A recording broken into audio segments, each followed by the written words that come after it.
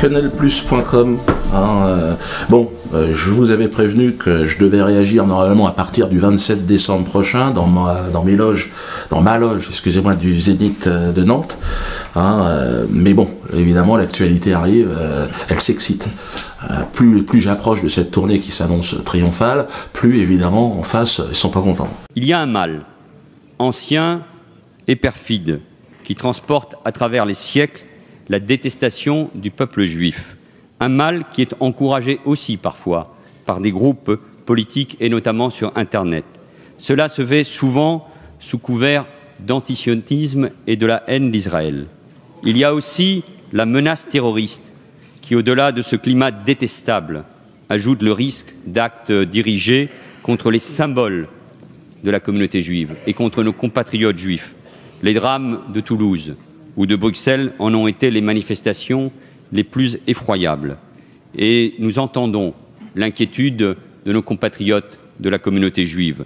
Et je veux leur dire à travers vous, comme j'ai déjà eu l'occasion malheureusement de le faire déjà, parce que je sais que beaucoup pensent à partir, qu'il y a une inquiétude, qu'il y a un doute sur la capacité de la France à les protéger, que la France, sans les Juifs de France, ne serait pas la France. Et c'est ce message de protection que nous devons leur adresser pour réduire cette menace qui pèse sur tant de nos concitoyens.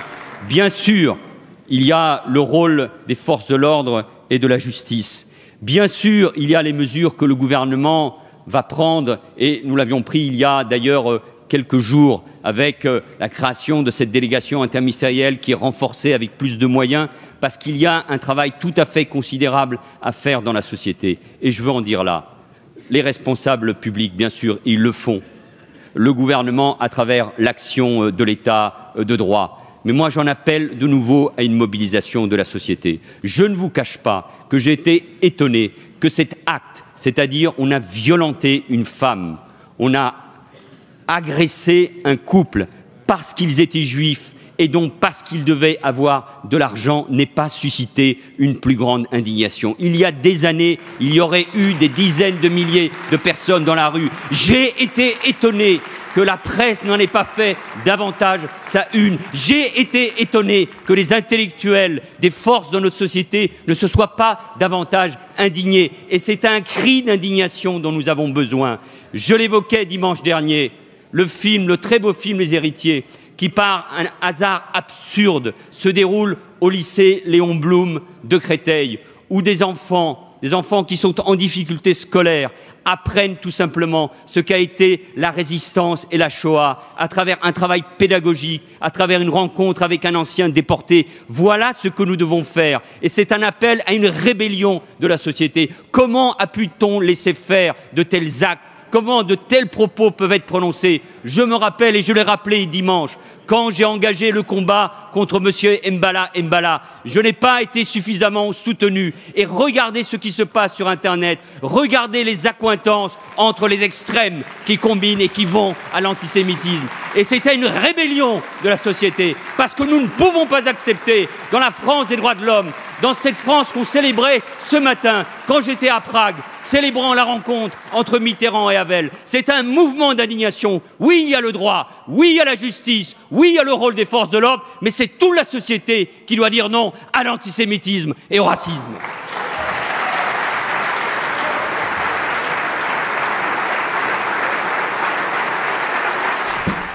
Là, je pense que là, il l'a en travers de la gorge. C'est vrai qu'il y a moins d'un an, il mettait tout l'appareil administratif à ses pieds pour que. Et puis il m'a fait taire. Et il a dit ouais, je vais le faire taire. Moi, j'aimerais bien qu'on le fasse taire, Manuel Valls, si c'est possible. Quand j'ai fait taire ce personnage, Dieudonné Mbala, je n'ai pas eu beaucoup de soutien, sinon celui du président de la République. Je peux pas le blairer ce mec-là, franchement. Mais bon, c'est mon problème, ça n'a rien à voir avec le sujet. Ce que je peux proposer à tous ceux qui nous écoutent, donc, c'est de venir le 27 à Nantes et de me poser des questions, donc ce jour-là, quenelplus.com, et je vais répondre à toutes les questions, parce qu'il y en a un paquet. Mais là, il y a une urgence. Vous savez que ce matin, à 6h30, les flics sont venus chez mon avocat. Oui, ils l'ont serré. Ils ont mis les bracelets, ils l'ont amené et ils lui interdisent maintenant de bosser. Donc là, je suis arrivé à un moment donné, je veux dire, si j'ai plus de personnes pour me conseiller, pour me défendre, comment je vais faire? Donc je sens qu'il y a un truc qui se prépare qui est pas simple. Mais il est là, il a réussi à venir, là ils l'ont relâché. Donc pour l'instant, il est question qu'il l'envoie à Cayenne. C'est pas en Cayenne ou à Guantanamo, mais moi j'ai eu peur quand il est arrivé. Viens François. Donc, alors je suis pas un égorgeur, hein, mais c'est vrai qu'il a la tenue. C'est vrai qu'on pourrait penser que... Non. Donc François, raconte un peu ce qui s'est passé.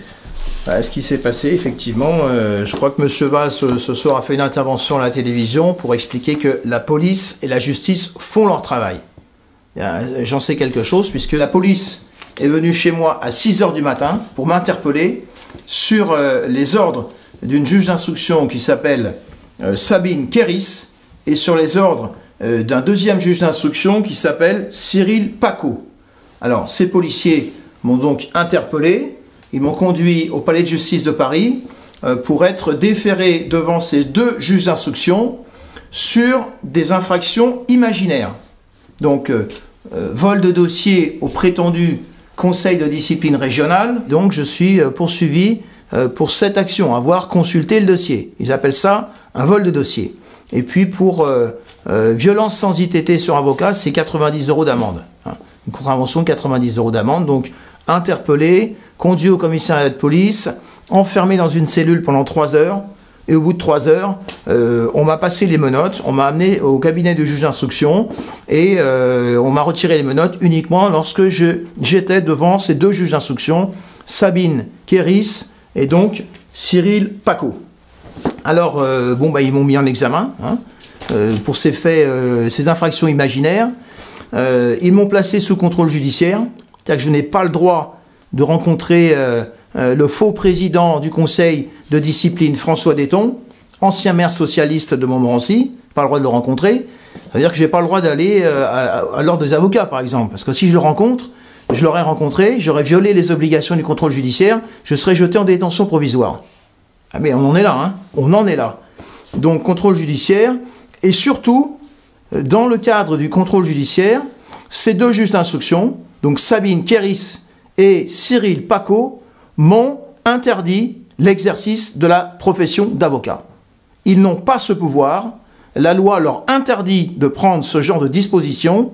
La dernière fois qu'un juge d'instruction a interdit, dans le cadre d'un contrôle judiciaire, à un avocat d'exercer sa profession, ça remonte au moins à 20 ou 25 ans. Et à la suite de cette opération qui avait fait scandale, on a modifié la législation pour bien faire comprendre aux juges d'instruction qu'ils n'ont pas le droit d'interdire à un avocat d'exercer sa profession. On en est là. Je fais appel, mais il va falloir attendre 3 semaines, 4 semaines, puisque nous sommes en période de vacances, et donc je ne peux pas travailler dans ces circonstances du jour au lendemain. Toutes les personnes pour lesquelles j'interviens sont privées de leur avocat sur un acte illégal commis par une juge d'instruction qui s'appelle Sabine Kéris et un deuxième juge d'instruction qui s'appelle Cyril Paco. Toute cette opération est montée par le procureur de Paris, M. François Molins, qui est originaire de la région de Perpignan. Et justement, ces procédures disciplinaires ont été engagées par des avocats qui sont ses amis et qui sont originaires également de Perpignan. La boucle est bouclée. Je crois qu'aujourd'hui, ce n'est pas le club des 5, c'est le club des 3 ou 4. Et c'est la dictature, c'est la chasse aux avocats. On revient à ce qui s'est produit sous le régime de Vichy. Ou plus précisément, nous sommes dans un régime de Vichy inversé. Alors, je suis encore donc dans le cadre du contrôle judiciaire qui a été placé sur ma tête. Je n'ai pas le droit de rencontrer François Detton, sauf pour me rendre au conseil de discipline où il prétend me juger. Je ne sais pas si tout le monde comprend bien la situation tout à fait exceptionnelle et anormale qui se produit. Je suis mis en examen frauduleusement, je suis placé sous contrôle judiciaire frauduleusement, je suis en interdiction d'exercer la profession d'avocat sur la demande de François Detton, et ce personnage, un faux président, prétend me juger le 16 décembre prochain. On y vient. Donc je suis convoqué le 16 décembre 2014 à 8h30 du matin pour un nouveau faux conseil de discipline présidé par, bien évidemment, le dénommé François Detton. Et il y a aussi Josine Bitton, que je n'ai pas le droit de rencontrer, mais qui va venir siéger au conseil régional de discipline. Josine Bitton qui m'a déjà radié frauduleusement en 2008. Alors cette affaire va se dérouler bien au Palais de Justice de Paris. C'est au 4 à 10 boulevard du Palais, 75 001 Paris. Et la salle d'audience, c'est la salle Jean Vassogne. C'est une salle d'audience qui a été prêtée par la première présidente de la Cour d'appel de Paris, qui s'appelle Madame Chantal Arens. Normalement, dans le règlement intérieur du pseudo-conseil régional de discipline, les audiences doivent se tenir soit à la maison des avocats du barreau de Paris. Le bâtonnier de Paris ne veut plus donner de salle d'audience parce qu'il sait que les actes d'installation de ce pseudo-conseil de discipline sont frauduleux, il ne veut pas être complice d'un crime, ou les audiences peuvent se tenir aussi également au Conseil national des barreaux, 22 rue de Long à Paris. Pareil, le président du Conseil général des barreaux, national des barreaux, ne veut plus donner de salle d'audience. Alors ils ont trouvé la bonne idée, M. François Meudéton est un ami de Mme Chantal Arens, donc ils ont trouvé l'idée géniale que la première présidente de la Cour d'appel de Paris donne une salle d'audience en vue de faire, conduire une mascarade de procédure et ensuite délivrer, prononcer un faux jugement, un faux criminel en écriture publique. La situation inédite, extravagante, je dirais même presque baroque, puisque nous avons une haute magistrate, Madame Chantal Arens, premier président de la Cour d'appel de Paris, qui va fournir une salle d'audience à des malfaiteurs, à des faussaires, pour fabriquer un faux jugement. Eh bien, je vais déposer plainte contre elle pour complicité de faux criminels en écriture publique. On est dans des situations qui sont absolument invraisemblables. Alors, M. Valls nous dit, à l'Assemblée nationale aujourd'hui, la justice fonctionne bien, la police fonctionne bien. Ben, je peux vous dire une chose, c'est que les policiers qui sont venus m'interpeller, et les policiers que j'ai rencontrés au tribunal de grande instance de Paris, ils n'étaient pas très fiers de faire ce qu'ils faisaient. Parce qu'ils savaient qu'ils faisaient le contraire, qu'on leur faisait faire le contraire de ce pourquoi ils sont payés. Et les deux juges d'instruction qui m'ont mis en examen, c'est pareil. Ils savaient très bien qu'ils faisaient le contraire de ce pourquoi ils sont payés. Payés avec notre argent. Et le problème, c'est que ce sont des gens qui se sont installés à leur compte chez nous. Parce que les palais de justice, les institutions, les tribunaux, les administrations, c'est chez nous. Ça fonctionne avec nos impôts, ça fonctionne avec notre argent, et ces gens-là, ben, ils font ce qu'ils veulent chez nous. Voilà. On est dans une situation d'occupation, et aujourd'hui, on entre dans une fuite en avant, c'est la chasse aux avocats, c'est la dictature. C'est exactement ce qui s'est passé dans les années 40 en France, parce qu'à cette époque-là, on a aussi fait la chasse aux avocats, mais les juges et les procureurs qui faisaient ce genre de choses, ils avaient une excuse. Enfin, une excuse. Ils avaient les nazis sur le dos. Aujourd'hui, ils n'ont pas les nazis sur le dos, ils ont M. François Molins qui donne des ordres pour rendre service à ses amis, les avocats de Perpignan, Patrick Sagard, Philippe Kaudercher et compagnie. Voilà la situation dans laquelle nous sommes.